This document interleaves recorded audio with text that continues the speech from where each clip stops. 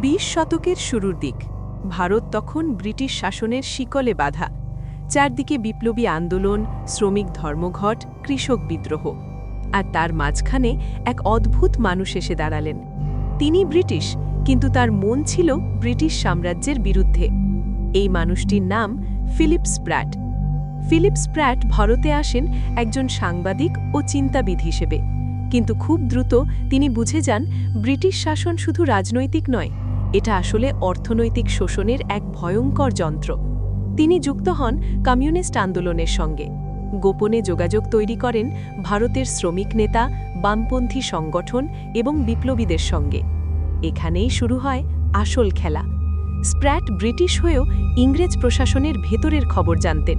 কে কাকে ধরতে যাচ্ছে, কোন এলাকায় ধরপাকড় হবে, কোন আন্দোলন দমন করার পরিকল্পনা চলছে, এই সব ইনসাইড তথ্য তিনি গোপনে পৌঁছে দিতেন ভারতীয় বিপ্লবী ও বামপন্থী নেতাদের কাছে। ফলে বহু আন্দোলন শেষ মুহূর্তে বেঁচে যেত। অনেক নেতা গ্রেপ্তার হওয়ার আগেই পালিয়ে যেতে পারতেন।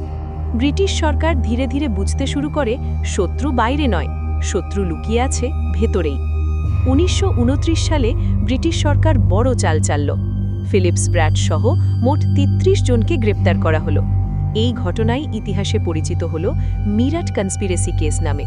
সরকার বলল এরা সবাই মিলে ভারতে কমিউনিস্ট বিপ্লব ঘটানোর ষড়যন্ত্র করছে।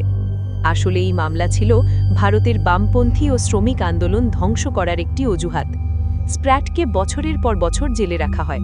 একজন ইংরেজ হয়েও তিনি কখনো ক্ষমা চাননি, কখনো বলেননি আমি ভুল করেছি। বরং তিনি প্রমাণ করে গেছেন দেশপ্রেম জন্মের জায়গা দিয়ে নয়, চেতনার জায়গা দিয়ে হয়।